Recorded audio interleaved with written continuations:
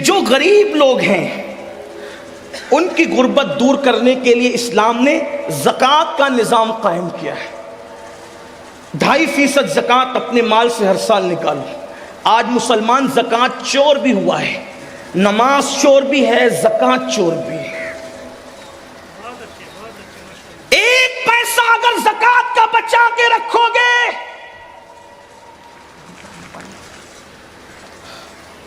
ایک پیسہ اگر زکوٰۃ کا بچا کر رکھو گے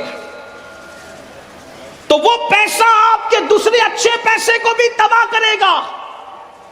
اور اگر زکوٰۃ دے دی، اللہ کے رسول علیہ السلام فرماتے ہیں جو اپنے مال کی پوری زکوٰۃ ادا کرے، اللہ اس کے مال کو اپنے قلعے میں محفوظ کر لیتا ہے۔ مجھے بتاؤ، جس کا مال اللہ کے قلعے میں محفوظ ہو جائے، پھر اس کے مال کو کون کیا کر سکتا ہے؟ لوگ کہتے ہیں میرا مال بیوپاری لے کر کے بھاگ گیا، ڈوب گیا، یہ ہوا وہ ہوا۔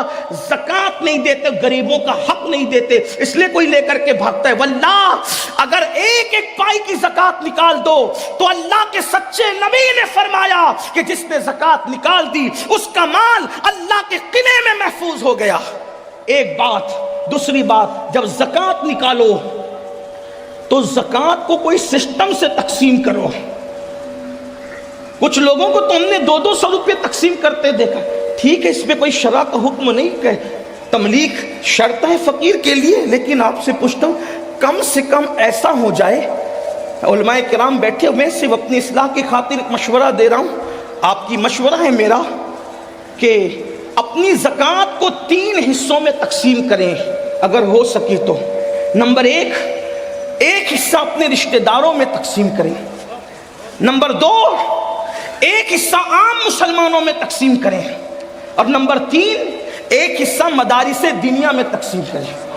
اس سے یہ ہوگا کہ آپ کے رشتہ داروں کی غربت بھی دور ہوگی، عام مومنوں کی غربت بھی دور ہوگی، اور جو مدارس اسلامیہ جو دراصل ہمارے مذہب کی جان ہے، اللہ کے رسول علیہ السلام نے فرمایا العلم حیات الاسلام و عماد الدین، کہ علم اسلام کی زندگی ہے اور دین کا ستون ہے۔ جب تک کہ یہ مذہبی ادارے قائم ہیں انشاءاللہ ہمارا دین زندہ رہے گا۔ اس لیے ان کو بھی مضبوط کرنا ضروری ہے، لیکن اس کے لیے تھوڑی گزارش اتنی ہے کہ جہاں دے رہے ہیں وہاں آنکھ کھول کر کے دیکھو کہ کام ہو رہا ہے کہ نہیں ہو رہا ہے۔ اگر واقعی صحیح کام ہو رہا ہے، زمین پر ہے ادارہ تو ٹھیک ہے، اگر آسمانوں پر یا تصورات یا تخیلات میں ہے تو پھر آپ اس کے ذمہ دار ہیں۔ کچھ لوگوں کا حال یہ ہوتا ہے کام نہیں دیکھتے بلکہ جہاں نام ہوتا ہے وہاں دیکھتے ہیں، پھر چاہے وہ صحیح جگہ ہو چاہے غلط جگہ۔ اس میں بھی مجھے ایک بات یاد آتی ہے، دراصل پھر آپ کا بلکہ ہم بولنے والوں کا بھی کیا قصور۔ ایک شخص حضرت محبوب الہی کے پاس ہے، نظام الدین اولیاء، کہ حضور میری زکوٰۃ ہے اور آپ میرے مرشد ہیں، آپ نیک اللہ والے، جس کو چاہے دے دیں۔ لیکن وہ بھی اللہ والے تھے، وہاں لے کر کے جھولی میں ڈالنا تو تھا نہیں، انہوں نے ہاتھ میں نہیں لیا۔ فرمایا بیٹا خانقاہ کے سامنے جا، پہلا جو بندہ نظر آئے گا اس کو دے دینا۔ تو دے دیا۔ وہ محبوب الہی کے بڑے نیک اور متقی مرید تھے، تو دوسرے کو رشک آیا، ارے اس کی زکوٰۃ تو بڑی صحیح جگہ گئی، تو دوسرا بھی لے کر کے آیا، بس سرکار میری بھی قبول کرے۔ میں جا پہلے خانقاہ کے دروازے پہ جو پہلے دکھے دے دینا۔ ایک شرابی ڈولتے ہوئے آ رہا تھا، حضرت کا حکم تھا، دے تو دیا، منہ اتار کے آیا، کہا سرکار اس کی ایسی جگہ میری ایسی جگہ۔ آپ نے مسکرا کے کہا بیٹا میرا قصور کیا ہے، جیسا مال تھا ویسے کے پاس پہنچ گیا۔ بس اپنی زکوٰۃوں کا بھی یہی حال ہے، جیسے کماؤ گے ویسے جھولی میں جائیں گے، اگر حلال کماؤ گے تو اچھے ہاتھوں میں پہنچے گی۔ یہ تو زکوٰۃ کا معاملہ ہو گیا۔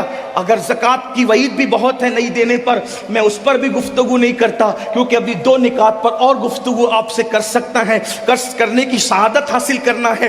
میں جلدی سے چل رہا ہوں، حالانکہ اتنی جلدی سے چلنا میری اپنی ہی چاہے وہ یعنی کہ میرا اتنا علمی معیار بلند نہیں ہے کہ میں اتنی جلدی سے اپنی بات رکھوں، بلکہ میرا معاملہ آج اس وقت ایسا ہے جیسے کسان کا حال ہوتا ہے کہ وہ سورج دیکھ کر کے ہاتھ تیز کرتا ہے، ویسے میں بھی گھڑی پر توجہ کر کے اپنی بات تھوڑی سی تیز کرنا چاہتا ہوں، تاکہ اللہ کرے میرے دل کی بات کسی کے دل تک پہنچ جائے اور میرے لیے نجات کا سامان ہو جائے۔ حالانکہ یہاں تو ایک سے خطبہ مقررین شمس ملت علامہ شمس الدین جیسے اور حضرت علامہ اللہ بخش صاحب جیسے اور حضرت علامہ معین اعظمی صاحب جیسے ہمارے بڑے بھائی جناب بلبل باغ مدینہ قاری رضوان صاحب، علامہ عبدالرب صاحب اور بھی ہمارے مولانا انصار صاحب، بڑے بڑے یہ شموس و اقمار ہے علوم و معارف کے، یہ یہاں جلوگر ہیں۔ ان کی موجودگی میں میرا بولنا ایسا ہی سورج کو چراغ نہیں، سورج کے سامنے اگربتی جلانے کے برابر ہے،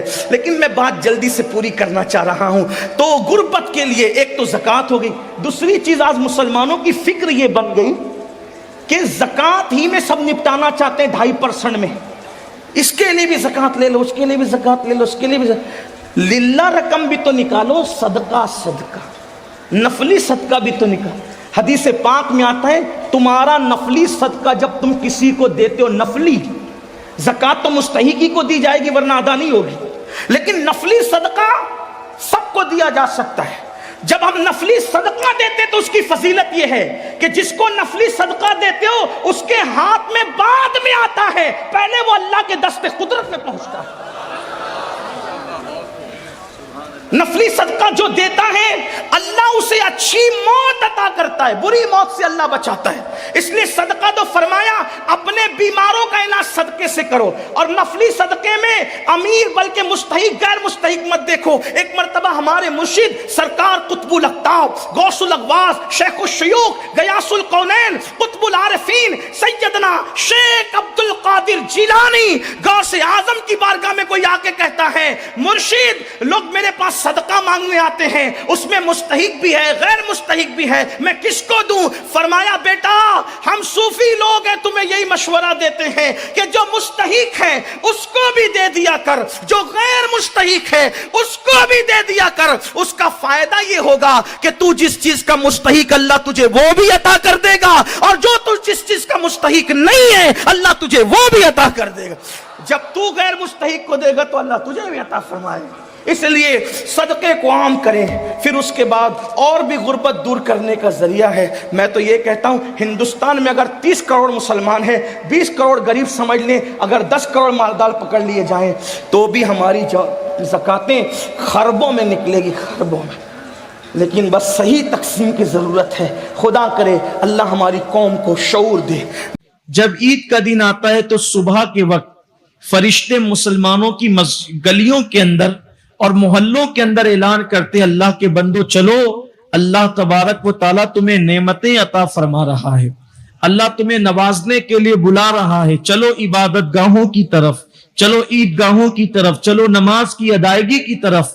اللہ کے حبیب صلی اللہ علیہ وآلہ وسلم جب عید کا دن آتا تھا تو اللہ کے حبیب علیہ الصلوۃ والتسلیم جو ہے وہ اپنے صحابہ کو ساتھ لے کر قیمتی لباس، اچھا لباس جس کو جو اللہ تعالیٰ نے میسر فرمایا ہو، ہر آدمی اپنی حیثیت کے مطابق اچھا لباس پہنے، خوشبو لگائے، سرما پہنے، مسواک کرے، انگوٹھی پہنے اور پھر عبادت کے لیے چلے۔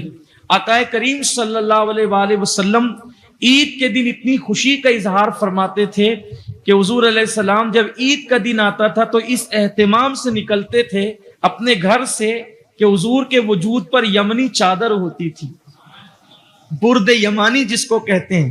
میں تصور کرتا ہوں کہ وہ سیاہ رنگ کی برد یمانی جب آمینہ کے چاند کے اوپر آتی ہوگی تو آمینہ کا لال کتنا خوبصورت لگتا ہے، آمینہ کے لال کے جمال کا عالم کیا ہوتا ہوگا۔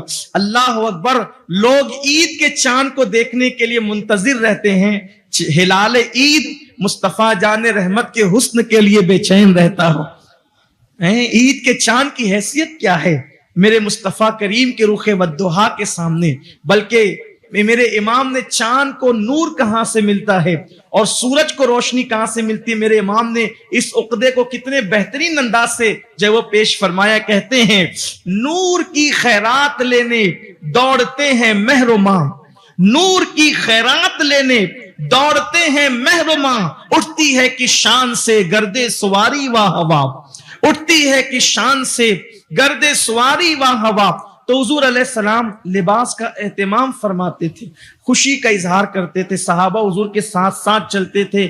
تو اللہ کے حبیب علیہ الصلوۃ والتسلیم کہتے تھے کہ غریبوں کے لیے بھی لوگوں سے کچھ جمع کرو، غریب لوگوں کے لیے کچھ پیسے، کچھ چیزیں اکٹھا کی جاتی تھی، اور عیدگاہ کی طرف اللہ کے رسول تشریف لے جاتے تھے، اور جب پھر وہاں پہنچتے تو اللہ کے حبیب علیہ السلام بعض صحابہ سے کہتے اب جو غریب لوگ ہیں، غریب مسلمان، یہ رقم، یہ پیسے، یہ چیزیں جو آئی ہے یہ ان کے درمیان تقسیم کر دو۔ یعنی عید کی سنتوں میں ایک سنت یہ بھی ہے کہ غریب مسلمانوں کو اس دن کثرت کے ساتھ ان کی مدد کی جائے، ان کو صدقہ دیا جائے، ان کو نوازا جائے، ان کو عطا کیا جائے۔ تو اللہ کے حبیب علیہ السلام اس شان سے عیدگاہ جاتے تھے اور خوشی کا اظہار فرماتے تھے۔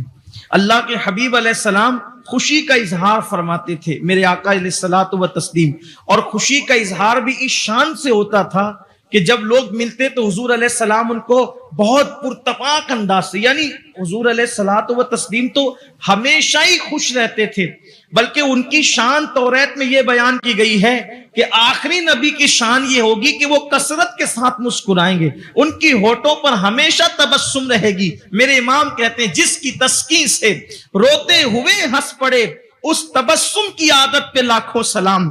تو اللہ کے حبیب علیہ السلام ہمیشہ مسکراتے تھے، لیکن عید کے دن حضور کو دیکھ کر کے اجنبی بھی پہچان جاتے تھے، بلکہ کافروں کو بھی پتا چل جاتا تھا آج حضور کے وجود ناز پر جو خوشی ہے اس کا مطلب یہ ہے کہ آج مسلمانوں کے عید کا دن آ گیا ہے۔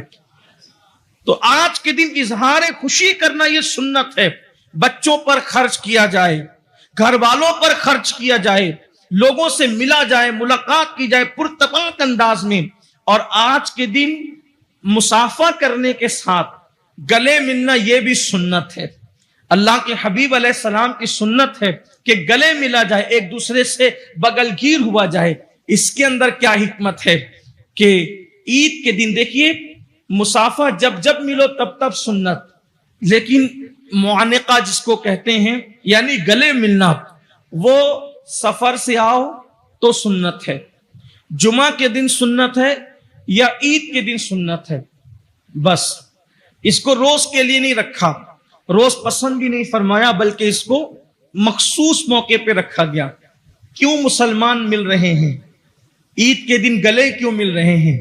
گلے اس لیے مل رہے ہیں کہ مسلمان لوگوں کو بتا رہے کہ صرف ہماری ہتھیلیاں نہیں ملی ہوئی ہے بلکہ ہمارے دل بھی ایک دوسرے سے ملے ہوئے ہیں۔ یہ عید کا فلسفہ ہے کہ ہمارے دل بھی ایک دوسرے سے ملے ہوئے ہیں۔ یہاں پر ان لوگوں کے بارے میں فرمایا گیا، اللہ کے رسول علیہ السلام نے فرمایا کہ قیامت کی نشانیوں میں سے ایک نشانی ہے کہ جب وہ گلے ملیں گے مگر ان کے دل نہیں ملیں گے، یہ امت کی منافقت کی علامت ہوگی۔ جب لوگوں کے اندر نفاق پھیل جائے گا تو وہ گلے ملیں گے لیکن ان کے دل نہیں ملیں گے، اور جب امت میں نفاق پھیل جائے تو پھر امت پر تباہی ہوگی، امت میں فتنوں کا ظہور ہوگا۔ تو ایک دوسرے سے ملاقات کریں، یہ بھی سنت ہے، یہ بھی میرے آقا کریم صلی اللہ علیہ وآلہ وسلم کی سنت ہے۔ ایک اور بات، عید کے دن اللہ کے حبیب علیہ الصلوۃ والتسلیم فرماتے ہیں کہ جب مسلمان نماز کے لیے جمع ہوتے ہیں تو اللہ تبارک و تعالیٰ فرماتا ہے میرے بندو مانگو، تم جو مانگو گے میں تمہیں عطا کروں گا۔ یہ اعلان ہمیشہ نہیں ہوتا، مخصوص موقع ہیں، شب برات، شب قدر، لیلۃ الجائزہ جو رات گزری نا، یہ جو شب عید ہے اس کا نام ہے لیلۃ الجائزہ، اور یہ رات بھی شب برات اور شب قدر سے کم نہیں ہے۔ لوگوں کو لیلۃ الجائزہ کی اہمیت نہیں پتہ ہے۔ اللہ کے حبیب علیہ السلام فرماتے ہیں جس نے لیلۃ الجائزہ میں یعنی شب عید میں قیام کیا تو اس قیامت کے دن اس کا دل زندہ رہے گا جس دن لوگوں کے دل مر جائیں گے۔ اور اس رات اللہ تبارک و تعالیٰ نے انعام کی رات قرار دیا، سو وہ